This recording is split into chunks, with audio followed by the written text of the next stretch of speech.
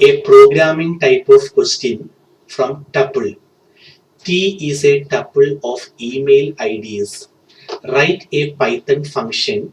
The name of the function is given. Parameter is also mentioned to create and return two new tuples. One to store only the username from the email IDs, and the second one to store domain names from the email IDs. Okay, so let me explain this problem using an example. You consider the tuple T is equal to sam@gmail.com and ben at email.com. So tuple contains two email IDs. This is the first element of the tuple, email ID, it's a string. This is the second element of the tuple, another email ID, that is also a string. What we need to do is we need to create two new tuples. One tuple should contain the usernames of the email ID, and the other tuple should contain the domain name of the email ID. Username means the quantity before @ and the domain name means the quantity after @. Okay, so this is what we need to create. Now, in order to write the code, how do you get each and every element of T? You know the method. The method is, if I write for I in T, variable I contains each and every element of T. That is, I contains each and every email ID, or technically speaking, I contains each and every string. Okay, so now I contains the first string, first email ID, sam@gmail.com. Now, I am going to split the string I based on @. So how do you split string I based on @? How do you write the statement? You know the method. If I write I dot split @, what the split function does is the string I will be splitted on the basis of the character @. Okay, and the split function returns the answer as a list. So list contains two elements. The first element of the list, L of 0, is username Sam, and the second element of the list is domain name, that is L of 1 contains domain name.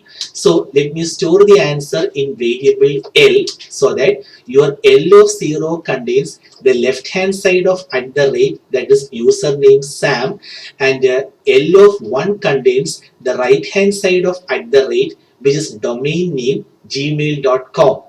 Now all the usernames should come in one tuple, and all the domain name should come in another tuple, isn't it? So let me declare a tuple. U is equal to, initially U is an empty tuple. Let me add all the usernames to tuple U. So how can you add the element L of 0 to tuple U? You know the method. U is equal to U plus. I want to add the element L of 0 to tuple U. So it can be written like this. Inside round bracket, you write the element which is L of 0 followed by comma. This comma is part of syntax. Okay, if you want to add one element into a list, how do you do that? Inside round bracket, you can write the element followed by comma. So now U contains the first username, that is Sam.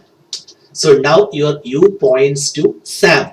Only one element is there, so that's the reason why I wrote comma here. It's part of syntax. Now, all the domain names should come in another tuple. So initially, let me make D point to an empty tuple, and this domain name L of 1, let me add to the tuple D. So how can you do that? D is equal to D plus the element L of 1. So how can you add the element L of 1 to D? The method is, inside round bracket you can write L of 1 followed by comma. Because if you want to add one element to a tuple, the method is, inside round bracket you write the element followed by comma. Okay, so now D contains the first domain name, that is gmail.com. You can see D is pointing to one element, the first domain name gmail.com. Now because of for loop, statement repeats. Now I takes the next element of T. The each and every element is an email ID which is a string. So next element of T is the next email ID, that is a string. So now your I points to the next string, next email ID. Now, what does I dot split function do? The string I is splitted on the basis of this argument, that is at the rate. The answer returned is a list. So your L contains, L of 0 contains left hand side of at the rate, which is username, and L of 1 contains right hand side of at the rate, which is email.com. So now your L of 0 contains Ben, and your L of 1 contains email.com. You can see L of 0, L of 1. Now U is equal to U plus. So this tuple is concatenated with a new element. So what is L of 0? Ben. What does U contain? Sam. So Sam is concatenated with the element Ben, which means now your U contains Sam and Ben. So all the usernames are coming in one tuple. If multiple elements are there, comma is not compulsory. You know that. Now D is equal to D plus. Your D contains the first domain name gmail.com, that is concatenated with the L of 1. L of 1 contains the next domain name, that is email.com. So this is concatenated with the email.com. So now your D contains all the domain names. Because of for loop, statement repeats, but statement will not repeat because in this example T does not contain any more element. Okay, so for loop finishes execution. You can see U contains all the username, D contains all the domain names, and finally what should I do? U and D should be returned as answer. How did you understand that? T is a tuple of email IDs. Write a Python function udt to create and return two new tuples. So after calculating the two tuple, the answer should be returned. Okay, so U and D calculated. Now the answer should be returned. So you can write return U comma D. Okay, now this piece of code, let me insert inside a function. This piece of code, let me insert inside a function. So in order to create the function, start with the keyword def followed by name of the function. In the question paper it is mentioned the name of the function is ud. You can see that T is a tuple of email IDs. Write a Python function ud.